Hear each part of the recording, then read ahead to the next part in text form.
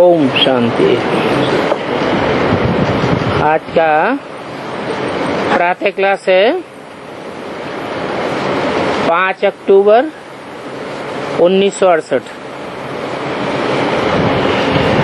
मीठे मीठे रूहानी बच्चों को रोज रोज सावधानी जरूर देनी होती है। वो कौन सी सावधानी है?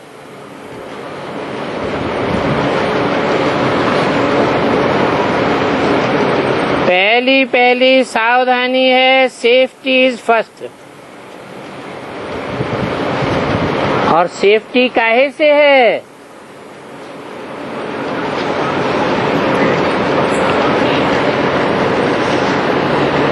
तुम्हारी युद्ध है ना, माया से युद्ध है। युद्ध में जाते हैं तो सेफ्टी के लिए क्या करते हैं? कवच धारण करते हैं। तो याद की यात्रा ये तुम्हारा कवच है। इससे तुम बहुत सेफ रहते हो। तो बच्चों के लिए मूल बात ये है, बाप ने समझाया है, तुम बच्चे जितना याद की यात्रा में तत्पर रहेंगे उतनी खुशी भी रहेगी और मैनर्स, चलन, कैरेक्टर्स सब ठीक होते रहेंगे। क्योंकि याद की यात्रा से तुमको पावन बनना है और कैरेक्टर्स सुधारना है। अपनी जांच करते रहना है, मेरे कैरेक्टर्स किसी को दुख देने वाले तो नहीं है।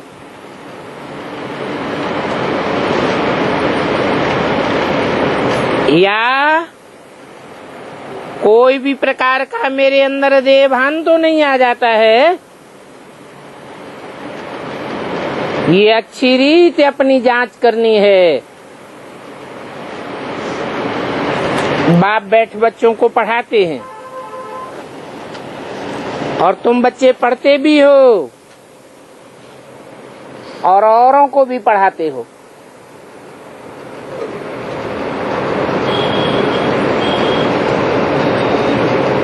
तुम्हारा डबल काम है। बाप का काम है सिर्फ पढ़ाना,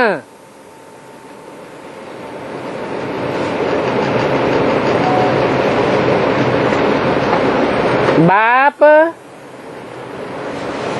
सदैव आत्माभिमानी है। बाकी तो सब देहधारी हैं। उसमें सारी दुनिया आ जाती है। एक बाप ही विदेही है। वो तुम बच्चों को कहते हैं कि तुमको भी विदेही बनना है। अभी मैं आया हुआ हूँ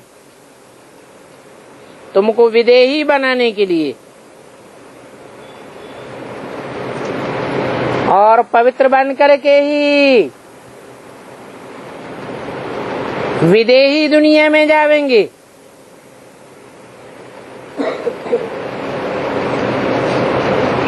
वो आत्माओं की दुनिया है, वहाँ छी छी को साथ नहीं ले जावेंगे। इसलिए पहला मंत्र ही ये देते हैं, विदेही बाप को याद करो।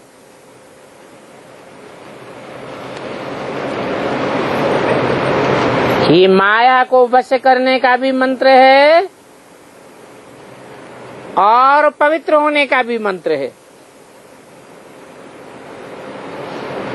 तो इस मंत्र में बहुत खूबियां भरी हुई हैं। इस मंत्र से ही पवित्र बनना है,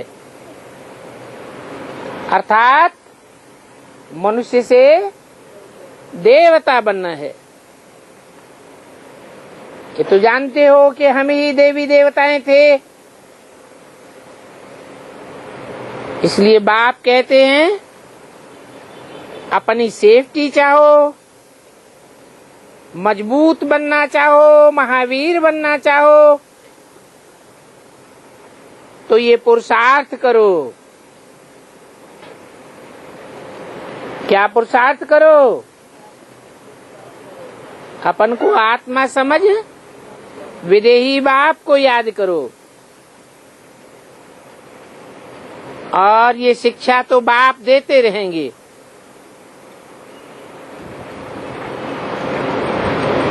अभी ड्रामा अनुसार बिल्कुल ठीक ही चल रहा है, फिर आगे के लिए भी समझाते रहेंगे। याद की यात्रा में कमजोर नहीं बनना है। बल अंदर घर में रहने वाले हैं, परंतु बहुत बच्चे हैं जो कच्चे हैं। बाप ने समझाया है कि बाहर रहने वाले अंदर रहने वालों से जीत पहन लेते हैं। ये अंदर और बाहर क्या है?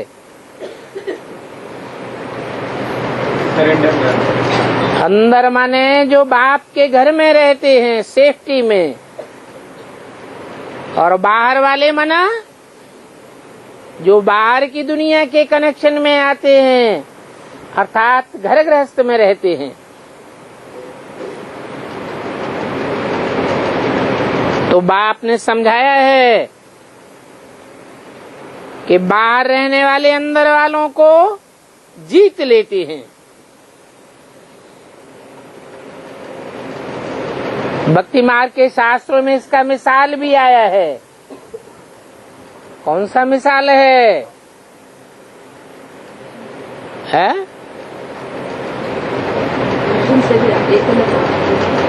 बाहर वहां रहने वाला, बाहर सीखने वाला एकलव्य था,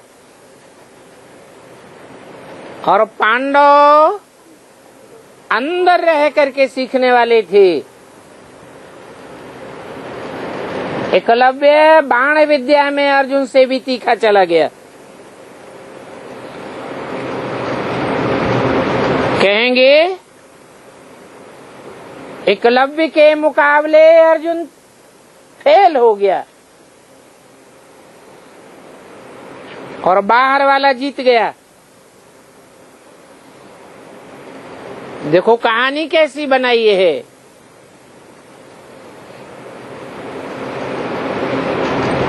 कहाँ की यादगार है? ये जो कहानी बनाई है वो यादगार कहाँ की है? संगम युग की। कैसे है?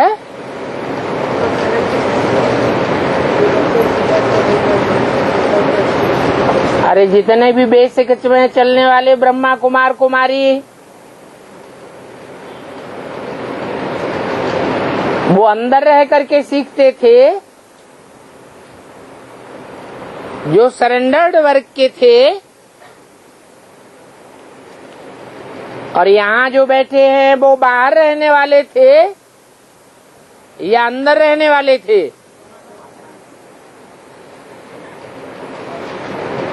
ज्ञान का तीर पूरा हजम किसने किया? बाहर रहने वालों ने हजम कर लिया, और अंदर वाले उसे पचा ही नहीं सके।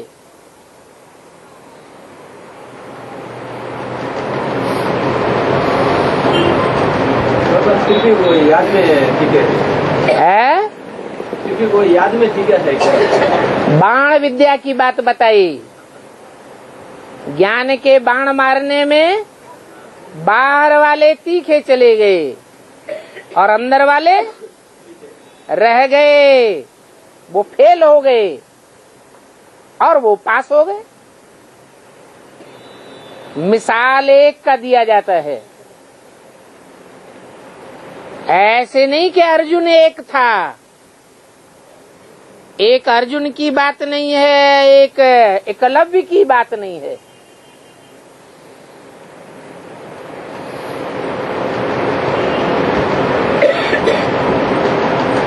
बाहर रहने वाली गोपिकाएं खास करके जितना याद करती है उतना अंदर में रहने वाले याद नहीं कर सकते। बाहर रहने वाली बांधेलियों को तड़पन रहती है, किस बात की? शिव बाबा से मिलने की। और जो मिलते रहते हैं उनका जैसे पेट भर जाता है।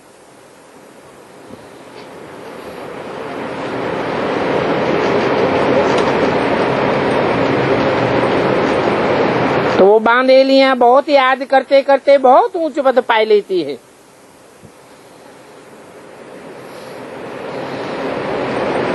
अंदर वालों से भी ऊंच पद पा लेती हैं।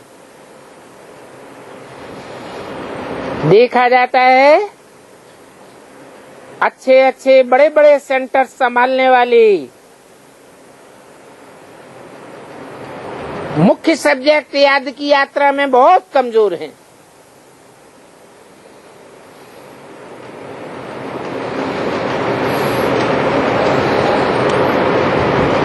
तो बाप कहते हैं कि ज्ञान तलवार में जौहर बहुत अच्छा चाहिए। जौहर किस बात का हुआ? याद की यात्रा का जौहर हुआ।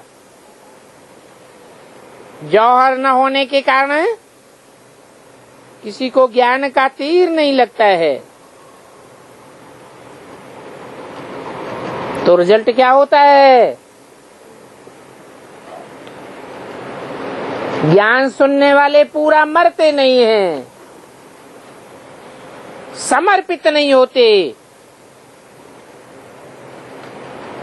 बच्चे कोशिश करते हैं ज्ञान का बाण लगाकर बाप का बनावें, अर्थात मर्जीवा बनावें, परंतु मरते नहीं है। तो क्या समझा जावे?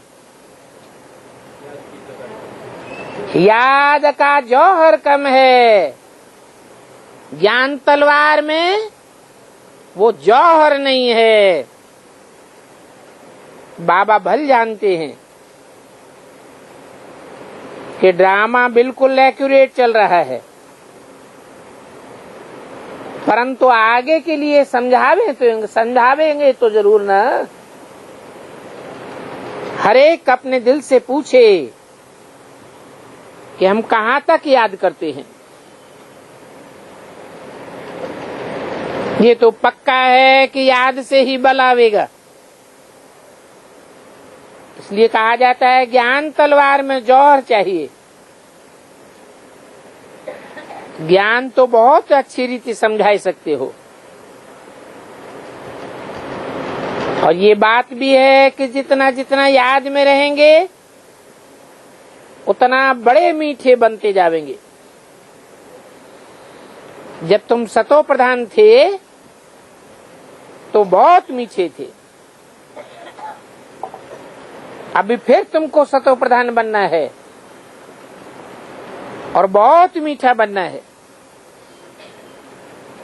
स्वभाव भी बहुत मीठा होना चाहिए,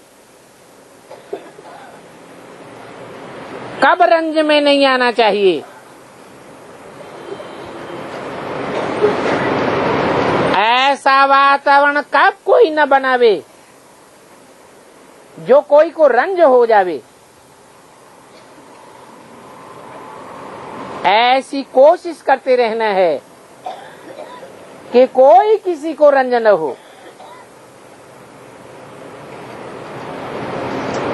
क्योंकि ये ईश्वरीय कॉलेज स्थापन करने की बहुत ऊंची सेवा है। विश्वविद्यालय तो भारत में बहुत गाए जाते हैं, वास्तव में वो कोई विश्वविद्यालय नहीं है। सारे विश्व का विद्यालय तो एक ही होता है, जहां बाप आकर सबको मुक्ति, जीवन मुक्ति का वर्षा दिलाते। बाप जानते हैं सारी दुनिया के जो भी मनुष्य मात्र हैं सब खत्म हो जाने वाले हैं। बाप को बुलाया भी इसलिए है कि इस अच्छी दुनिया का खात्मा करो और नई दुनिया की स्थापना करो। बच्चे भी समझते हैं कि बरोबर बाप आया हुआ है।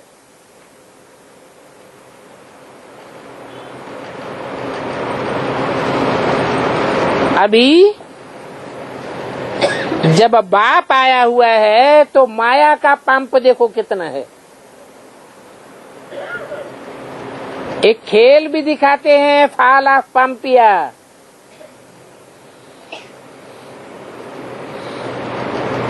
बड़े बड़े मकान बन रहे हैं, ये माया का पंप है। सतयुग में इतनी मंजिल के मकान नहीं होते हैं। यहाँ तो ये कितनी मंजिल के मकान बनते रहते हैं, क्योंकि जगह बहुत कम है रहने के लिए। और जब विनाश होता है तो ये ऊंची ऊंची मंजिलों के मकान बहुत शोभा पाते हैं। जैसे ताश के पत्ते खेले जाते हैं ना, तो कितना खुश होते हैं। ये दुनिया ताश के पत्तों के मुआफिक गिरेगी।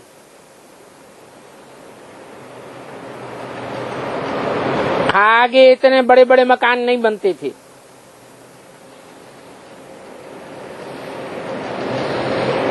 बम जब गिरेंगे तो ताश के पत्तों की तरह गिरेंगे।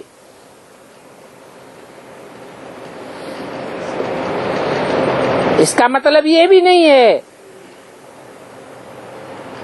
कि मल्टी स्टोरी में रहने वाले ही मरेंगे, ऐसे नहीं समझ लेना। बाकी एक दो मंजिल वाले रह जाएंगे, नहीं। जो जहां होगा, चाहे समुद्र पर होगा, पृथ्वी पर होगा, आकाश के ऊपर होगा, पेड़ों पर रहे पड़े होंगे, अथवा छतरी लेकर उड़ रहे होंगे, वो सब खत्म हो जाएंगे। ये सारी पुरानी दुनिया है ना, इस पुरानी दुनिया में कितने लाख योनियां हैं? 84 लाख योनियां हैं। वो सारी की सारी 84 लाख योनियां ही खत्म हो जाएंगी। वहां नई दुनिया में ये कुछ भी नहीं होंगे। न इतने मनुष्य होंगे, न इतने मच्छर मक्खी आदि होंगे। यहाँ तो देखो ढेर के ढेर हैं। 5:10:68 की वाणी का दूसरा पेज। अभी तुम बच्चे तो देवता बन रहे हो।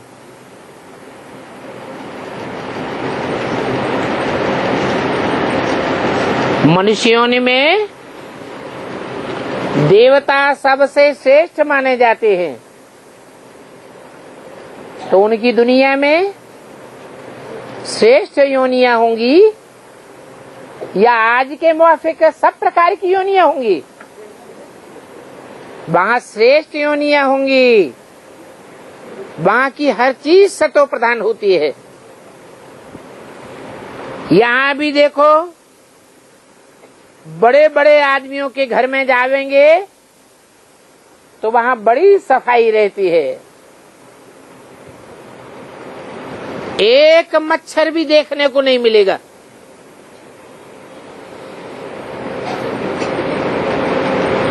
तो बाप कहते हैं तुम तो सबसे बड़े आदमी बनने वाले हो, बड़े से बड़े देवता बनने वाले हो।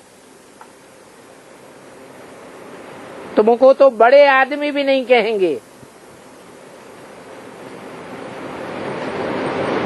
आज ये कोई नई बात नहीं है। 5000 वर्ष पहले भी तुम इतने बड़े बने थे, लेकिन नंबरवार बने थे। तो नई दुनिया में पुरानी दुनिया जैसा इतना कचरा आदि वहां कुछ नहीं होगा। तो बच्चों को बहुत खुशी होनी चाहिए कि हम बहुत बड़े ऊंचे देवता बनने वाले हैं, क्योंकि हमको पढ़ाने वाला ऊंचे ऊंचे एक ही बाप है, वो हमको बहुत ऊंचे बनाते हैं। और पढ़ाई में भी हमेशा नंबरवार पोजीशन वाले होते हैं। ये तो जानते हो, कोई कम पढ़ते हैं, कोई जास्ती पढ़ते हैं।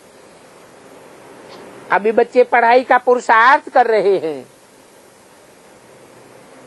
बड़े बड़े सेंटर्स खोल रहे हैं, इसलिए कि बड़ों को मालूम पड़े कि भारत का प्राचीन योग ये गाया जाता है।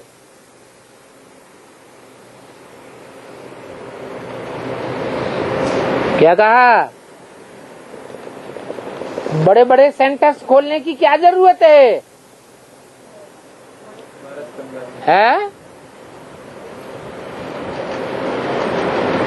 यज्ञ के आदि में जब पहली गीता पाठशाला खुली थी तो पुराने टाइम का बना हुआ जो माउंट आबू का मकान था खपरेल वाला, उसमें मम्मा का कमरा बहुत छोटा था। ऐसे छोटे कमरे में यूनिवर्सिटी खोली थी।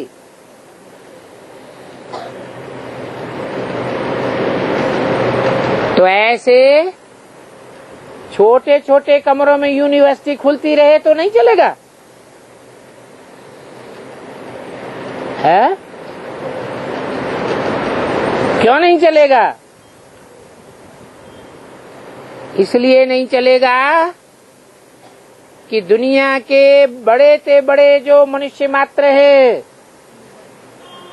उनकी आवाज दुनिया में जास्ती फैलेगी। इसलिए आगे चल करके और अभी भी बड़े बड़े मकान लेते जाते हैं।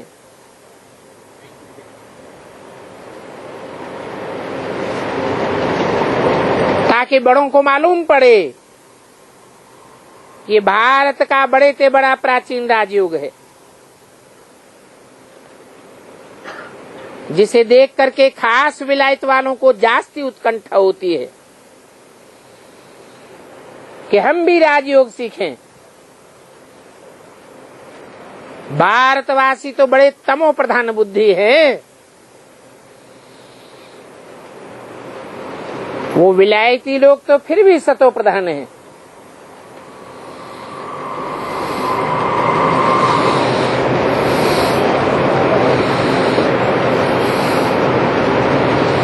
सतो प्रधान नहीं कहेंगे, तमो प्रधान भी नहीं कहेंगे, कहेंगे तमो बुद्धि है। इसलिए उनको शौक रहता है भारत का प्राचीन राजयोग सीखने का। और ये भारत का प्राचीन राजयोग बड़ा नामी ग्रामी है। इस राजयोग से ही ये सारी दुनिया स्वर्ग बनी थी। खास भारत स्वर्ग बनता है। बहुत थोड़े आते हैं जो आकर के पूरी रीति समझते हैं। क्यों? थोड़े क्यों आते हैं? हैं? जब राजयोग सारी दुनिया में बहुत प्रसिद्ध है, गाया हुआ है, तो बहुतों को आना चाहिए। थोड़े लोग क्यों आते हैं?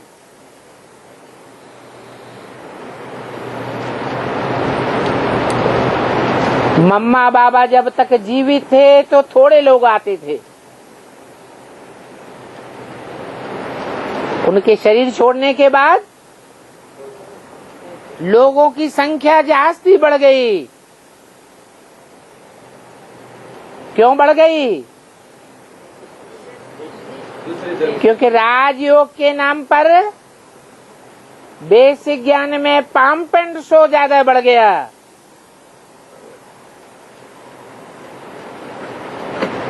तो विदेशों से बड़े बड़े लोग भी आने लगे।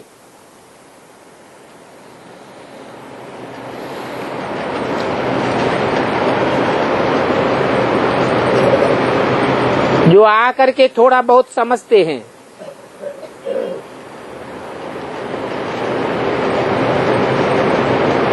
जानते हैं कि स्वर्ग अथवा हेवन पास्ट हो गया है, सो अभी फिर जरूर होगा। हेवन अथवा पैराडाइज है सबसे वंडर ऑफ द वर्ल्ड। स्वर्ग का नाम कितना बाला है। तुम कंट्रास्ट भी बताते हो। स्वर्ग और नरक, शिवालय और वैश्यालय। तुम बच्चों को अभी नंबरवार पुरुषार्थ अनुसार याद है कि हमको शिवालय में जाना है। वहां जाने के लिए शिव बाबा को याद करना है। वो हमारा पंडा है, सभी को ले जाने वाला है। भक्ति को कहा जाता है रात और ज्ञान को कहा जाता है दिन। तुम तो जानते हो कि रात और दिन में बहुत फर्क है।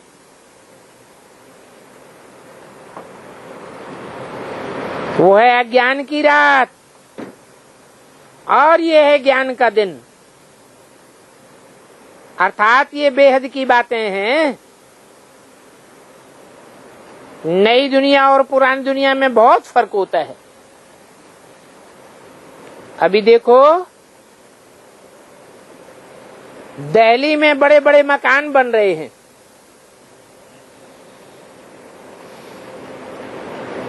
तो बच्चों की दिल होती है कि इतनी ऊंचे से ऊंची पढ़ाई, ऊंचे से ऊंचे मकान में हम जा करके पढ़ावे तो बड़े बड़े लोग जागेंगे।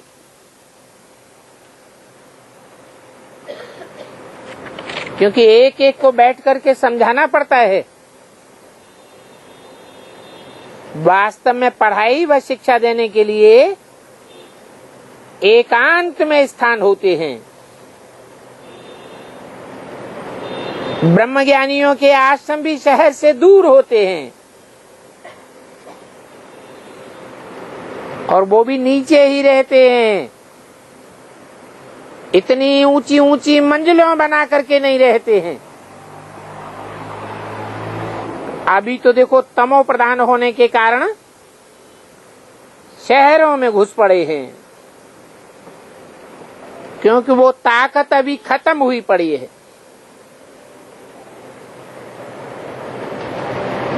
इस समय सभी की बैटरी खाली हो गई। सन्यासियों की बैटरी भी खाली है। तो अभी ये आत्मा की बैटरी कैसे भरी जावे, ये बाप के सिवाय कोई बता ही नहीं सकता। बैटरी कोई चार्ज कर ही नहीं सकता। हाँ, आगे चल करके बच्चों को बैटरी चार्ज करने की ताकत आ जाएगी। इसके लिए मुख्य पुरुषार्थ है याद की यात्रा का, जिसमें माया के विघ्न पड़ते हैं। जो विघ्न आते हैं उनके बारे में कोई कोई तो सर्जन के आगे सच सच बतलाते हैं, कोई छिपा लेते हैं। नहीं तो अंदर में जो जो खामियां हैं वो बाप को बतलाना पड़े। इस जन्म में जो पाप किए हैं वो भी अविनाशी सर्जन के आगे वर्णन करना चाहिए। नहीं तो जो जो पुरुषार्थ में आगे बढ़ते जावेंगे वो न बताई हुई बातें वो पोता मेल दिल के अंदर खाता रहेगा। सुनाने के बाद फिर खावेगा नहीं।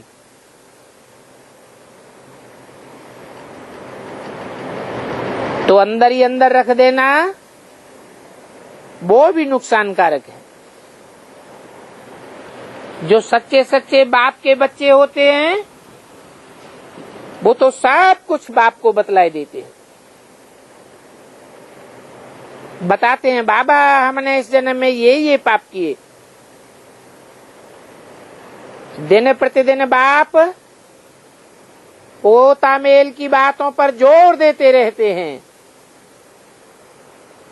क्योंकि अब ये तुम्हारा अंतिम जन्म है। तमो प्रधान से पाप तो जरूर बहुत होते होंगे। बाप समझाते हैं मैं बहुत जन्मों के अंत में जो नंबर 1 पतित है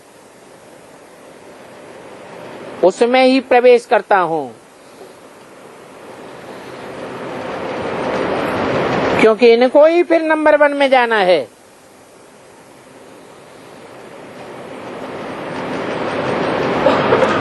तो नंबर 1 में पतित तन में मैं आता हूं तो इनको मेहनत भी बहुत करनी पड़ती है।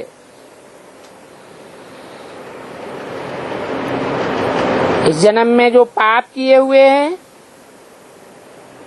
तो कईयों को पता भी नहीं पड़ता है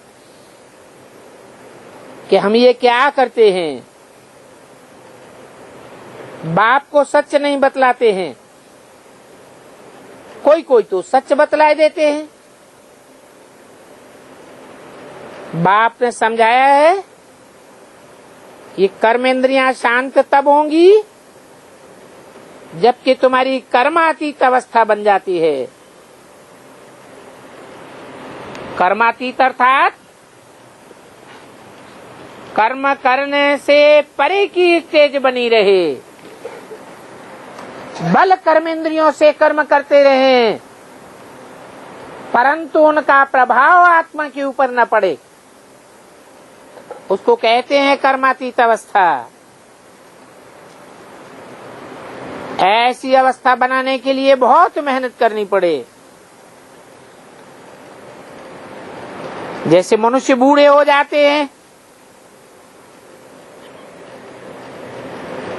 तो उनका डिस्चार्ज आज होना ऑटोमेटिकली बंद हो जाता है।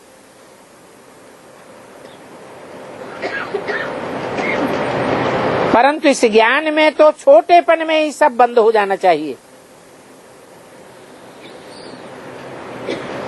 क्योंकि बाप कहते हैं तुम सबकी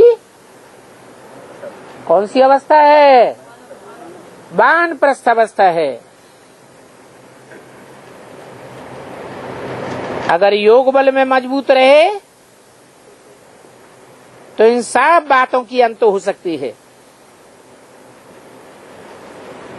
वहां नई दुनिया में तो कोई ऐसी गंदी बीमारी कीचड़ पट्टी आदि नहीं होती है।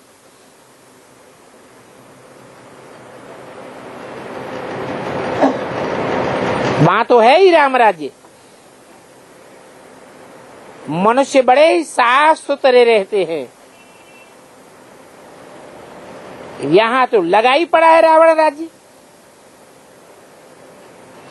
तो अनेक प्रकार की गंदगी आदि की बीमारियां हैं। सतयुग में तो ये कुछ भी नहीं होता। वहां तो बड़ी सफाई रहती है, बात मत पूछो। और वहां का नाम ही देखो कितना फर्स्ट क्लास है। स्वर्ग, हेवन, पैराडाइज। बाप ने समझाया है। भक्ति मार्ग को कहा ही जाता है ठगती का मार्ग।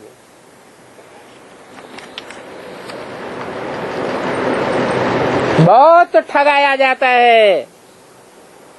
और भक्ति मार्ग में बड़े बड़े ठग होते हैं। इसलिए बाबा भी बताते हैं भगत बड़े ठगत, परंतु उनका भी कोई दोष नहीं है। 5-10-68 की वाणी का 3रा पेज। कुछ ठग होते हैं, बड़े पाप आत्मा होते हैं। बाप बैठ समझाते हैं, इस पुरुषोत्तम संगम युग पर ही तुम ये सभी बातें सुनते हो। कल इन बातों को नहीं सुनते थे कि भगत बड़े ठगत होते हैं। कल तुम मृत्युलोक के मालिक थे, आज तुम अमरलोक के मालिक बनते हो। तुमको निश्चय हो जाता है कल हम मृत्युलोक में थे, अभी हम संगम युग पर आए हैं अमरपुरी में जाने के लिए। ये सारा पुरुषार्थ तुम अब अमरपुरी में जाने के लिए कर रहे हो। और पढ़ाने वाला भी अभी हमको एक मिला है। अच्छी रीत पढ़ते हैं तो पैसा भी देखो कितना कमाते हैं। तो सारी बलिहारी पढ़ाई की है, यहाँ भी ऐसे है। इस पढ़ाई से तुम बहुत ऊंचे से ऊंचे पद पा सकते हो, क्योंकि अभी तुम पुरुषोत्तम संगम युग पर हो। तुम्हारी आत्मा नंबरवार पुरुषार्थ करके ऊंचे से ऊंचे पद पाने वाली पुरुषोत्तम बन रही है।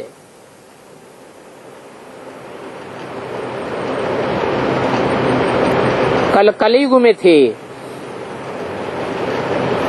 आज संगम युग पर हो।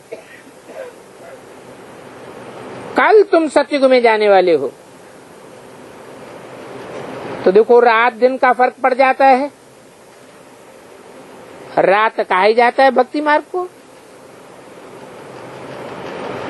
ज्ञान बुद्धि में आ जाने से भक्ति मार्ग आपे ही छूट जाता है। कोई को कहना भी नहीं पड़ता है कि तुम भक्ति छोड़ दो। कल तुम घोर अंधेरी रात में थे, अभी तुम रोशनी में आ गए हो। और ये बात तुम्हारे सिवाय और कोई को पता नहीं है। फिर कभी कभी तुम भी बच्चे भूल जाते हो, पुरानी दुनिया में चले जाते हो। इन बातों को भूलना अर्थात पुरानी दुनिया में चले जाना।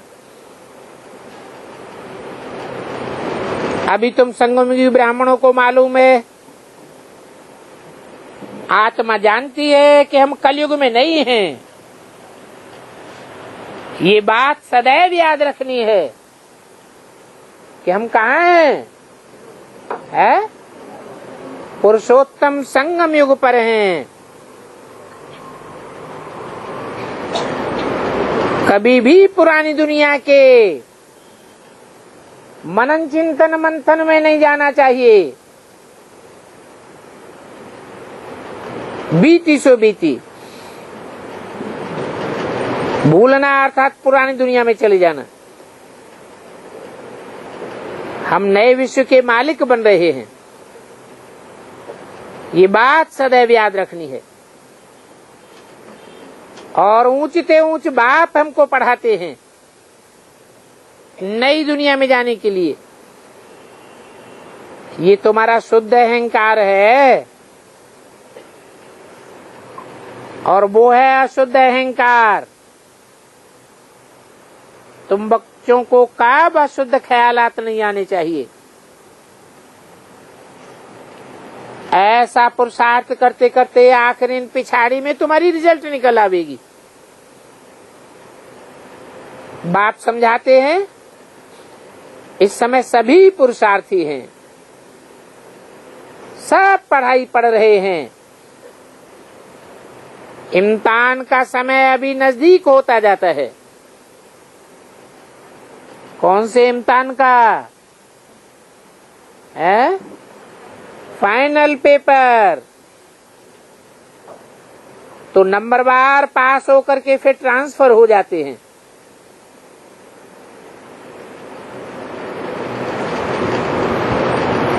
तो हम ट्रांसफर हुए या नहीं हुए?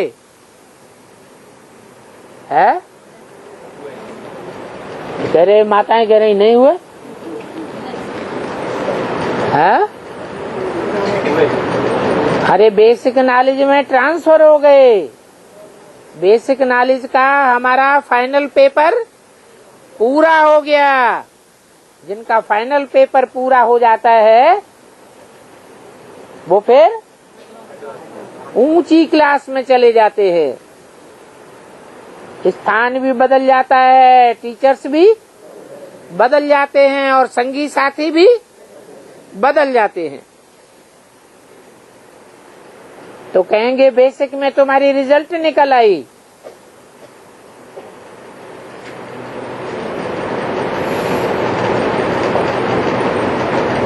अभी तुम्हारी है बेहद की पढ़ाई, जिस पढ़ाई को सिर्फ तुम ही जानते हो। वो बेसिक में चलने वाले नहीं जानते हैं। तुम उनको कितना भी समझाते हो फिर भी समझते नहीं है। नए नए झट आ जाते हैं। बेहद के बाप से बेहद का वर्षा पाने के लिए भल दूर रहते हैं, फिर भी सुनते सुनते निश्चय बुद्धि होकर समझते हैं कि ऐसे बाबा के सन्मुख हमको तुरंत जाना चाहिए। जिस बाप ने बच्चों को पढ़ाया है ऐसे बाप से तो सन्मुख जरूर मिलना चाहिए। तो ये तुम बच्चे जानते हो कि समझ करके ही सब कोई बाप के पास आते हैं। कोई नहीं समझे हुए हैं तो भी यहाँ आने से समझ जाते हैं।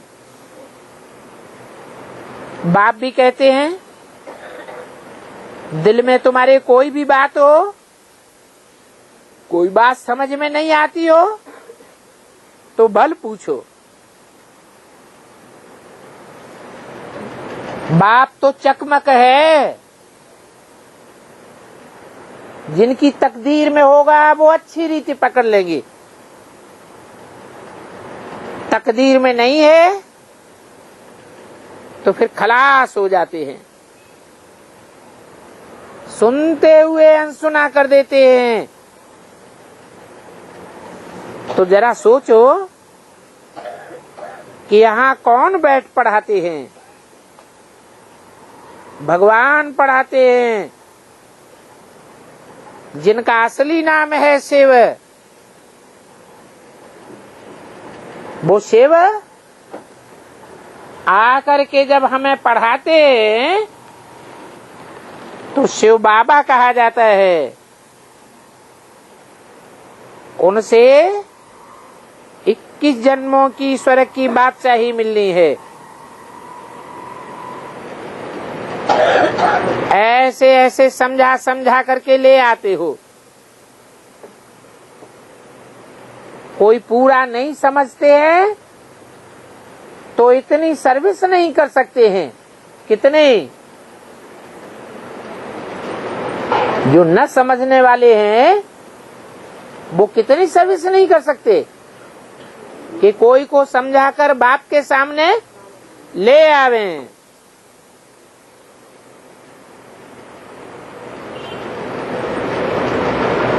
जरूर कहीं बंधन में, जंजीरों में जकड़े रहते हैं। शुरू शुरू में तुम कैसे अपन को जंजीरों से छुड़ा करके आए?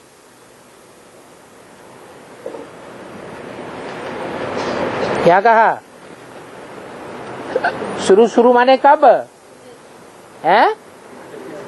यज्ञ के आदि में जंजीरों को छुड़ा करके पहले पहले कौन आए? वो नहीं आए, यह नहीं आए। पहले कौन आए? तुम आए।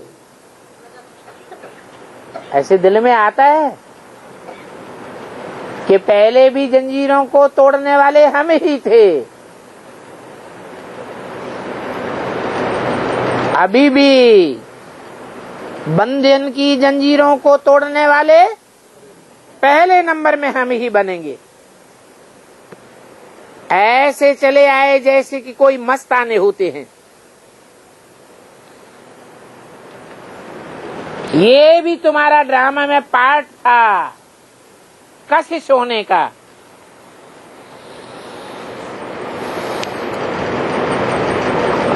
ड्रामा अनुसार भट्टी बननी थी। तुम जीते जी माया के बने, पहले बाप के बने, फिर माया तुमको खा गई। तो क्या फायदा हुआ? फायदा हुआ, नुकसान हुआ पहले आने से? हैं? अरे क्या फायदा हुआ? पहले ना आए होते तो लंबे टाइम तक ब्रह्मा बाबा की गोद में जिंदा रहते। पहले आए तो पहले माया ने हप कर लिया। दूसरे एग्जाम में तो पास होता है, फिर आगे के एग्जाम में तो पास होता है ना। हाँ, जो पहले आए उन्होंने पहले अनुभव ले लिया माया का। जो बाद में आए उन्होंने माया का अनुभव बाद में लिया। हम तो समझते हैं माया किसी को छोड़ती नहीं है। तो देखो कैसे कैसे भट्टी में पड़े, फिर कोई कैसे निकले, कोई कैसे निकले। जैसे मशीन में रुपए छपते हैं तो भी कोई कोई खराब हो पड़ते हैं। ये भी ईश्वरीय मशीनरी है। ईश्वर बैठ करके धर्म की स्थापना करते हैं। दुनिया में इस बात का किसी को पता नहीं है। बाप को बुलाते भी हैं, परंतु जैसे कि तवाई, माया रावण एकदम तवाई बना देती है। शिव बाबा की पूजा भी करते हैं, पूजते भी हैं। पूजा किसकी की जाती है? निराकार की या साकार की? तो पूजा भी करते हैं साकार में, मूर्ति भी बनाते हैं, मंदिर में स्थापना भी करते हैं मूर्ति की, फिर कह देते हैं सर्वव्यापी है। अरे जब साकार की साकार रूप में पूजा करते हो फिर वो सर्वव्यापी कैसे हो गया? कितने पत्थर बुद्धि बेसमझ बन जाते हैं। शिव बाबा कहते हैं मैं फिर सर्वव्यापी कैसे हो सकता हूं?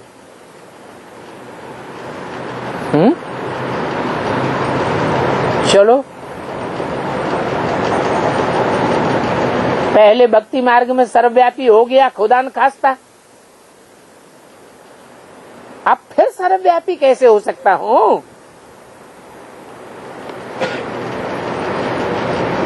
है? हम बच्चों की याद से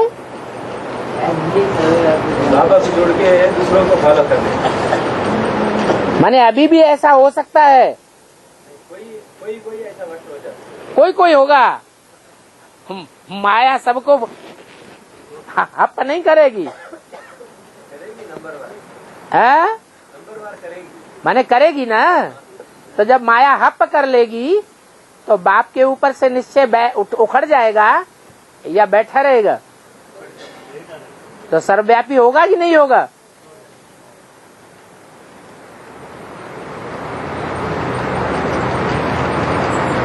तो शिव बाबा कहते हैं मैं फिर से सर्वव्यापी कैसे हो सकता हूँ? बाबा प्रश्न करते हैं। इतना समझाता हूँ कि भक्ति मार्ग में तुमने मेरी पूजा की है,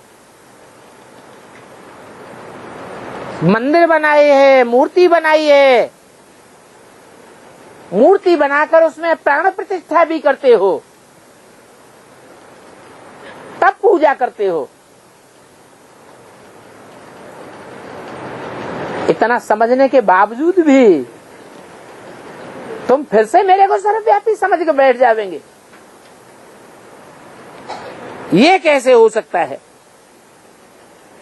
बाबा कहते हो फिर सर्वव्यापी कैसे होगा? पूजा करते हैं, जिसकी पूजा करते हैं उसको शिव कहते हैं। ऐसे थोड़े ही कहते हैं कि इसमें शिव बैठा है। अभी फिर पत्थर भीतर में कहना, ये कैसे हो सकता है? क्या सभी भगवान ही भगवान हो जाएंगे? अरे भगवान अनलिमिटेड तो नहीं होगा। तो बाप बैठ बच्चों को समझाते हैं। कल पहले भी तुमको ऐसे ही समझाया था। भिन्न भिन्न प्रकार के बच्चे आते हैं, गाइड बन करके भी आते हैं, बहुत बच्चे आ जाते हैं। साथ में बिठाकर उनकी देखभाल करेंगे। संभालने के लिए पंडा भी ले आते हैं। ये पंडे यहां से फिर वहां जावेंगे, कहेंगे अपने शांति धाम जावेंगे। तो सभी बातें बाप बैठ समझाते हैं, तुम बच्चे फिर औरों को सुनाते हो।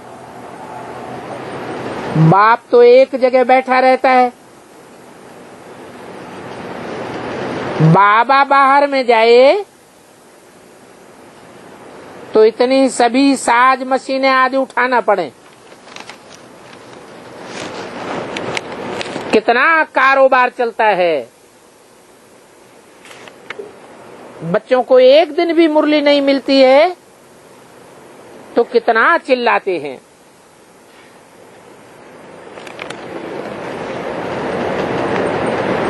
कभी गवर्नमेंट का कोई कारण बन जाता है, फिर कर ही क्या सकते हैं। जिनमें ज्ञान है वो तो बिगर मुरली बैठ समझाते रहते हैं। बाप तो सिर्फ कहते हैं कि अपन को आत्मा समझ बाप को याद करो। मूल बात ये है, जो अच्छे बुद्धिमान होंगे वो समझ जाएंगे कि हमको पवित्र जरूर बनना है। इसमें बार बार कहने की दरकार नहीं है। परंतु कोई कोई बच्चे हैं जिनको बार बार कहना पड़ता है।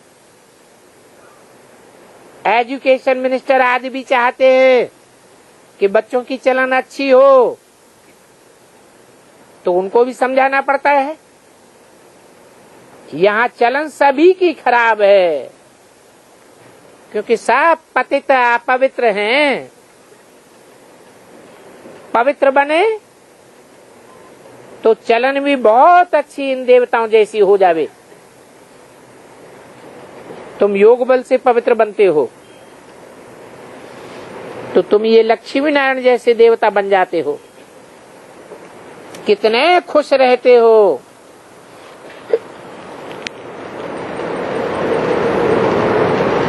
समझ जाते हैं तो झट कहते हैं बाबा हम 5000 वर्ष के बाद आपके पास आए हैं। इस बात को सिवाय तुम बच्चों के कोई समझ नहीं सकता है।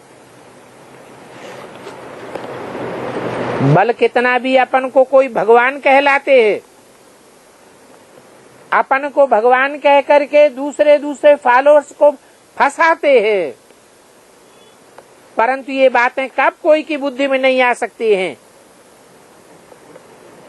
बच्चियां जिनको साथ में ले आती हैं तो उनको सिखला करके लाती हैं। बाबा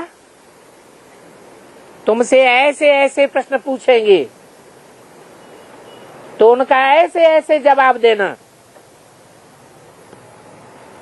तो जो अच्छे समझदार होंगे कहेंगे बाबा आप एक बार पूछते हो, हम तो अनेक बार कल्प कल्प आपसे मिले हैं। तो ये बात तो तुम बच्चों की स्मृति में आई है। हम हर 5000 वर्ष बाद बाप के साथ मिलते हैं और ये 5000 वर्ष का चक्र फिरता ही रहता है। बाबा जीत पहनाते हैं, रावण फिर हार खिलाता है, तो आधा आधा है। हार से क्या होता है? अच्छा जीत से क्या होता है वो तो बुद्धि में आ ही जाता है। बाप कहते हैं पढ़ाई तो बिल्कुल सहज है। पंडित तो बड़े बड़े अच्छे फर्स्ट क्लास बन जाते हैं। कहेंगे ज्ञान के पंडित हैं, परंतु है याद की यात्रा में बहुत कमजोर रह जाते हैं। तो उसको बढ़ाना चाहिए। इतनी याद की यात्रा बढ़ानी चाहिए जो कोई को बोलते ही तीर लग जावे। कहते हैं बाबा तीर तो बड़ा मुश्किल की कोई को लगता है। इतना बाण मारते हैं परंतु मरते ही नहीं हैं, बात को समझते ही नहीं है, बाप के बनते ही नहीं है। बाप भी कहते हैं बच्चे कोर्टों में कोई बाप के बनेंगे, जो बनते हैं वो झट मालूम पड़ जाते हैं। अभी बच्चों को सुदर्शन चक्र तो फिराना ही है। एक आंख में शांति धाम, एक आंख में सुख धाम बना रहे। ये बात तो तुम याद कर सकते हो। पहले पहले तुम सुख धाम में आते हो, फिर दुख धाम में जाते हो। इसका क्या कारण है? कि पहले पहले सुख धाम में आते हैं, बाद में दुख धाम में जाते हैं। बोलते बोलते कलर है कि बाप हमको संपन्न बनाकर शांति धाम में ले जाते हैं। फिर संपन्न आत्मा इस सृष्टि पर संपन्न युग में आती है। फिर जैसे जैसे हम सुख भोगते जाते हैं वैसे वैसे आत्मा की बैटरी डिस्चार्ज होती जाती है।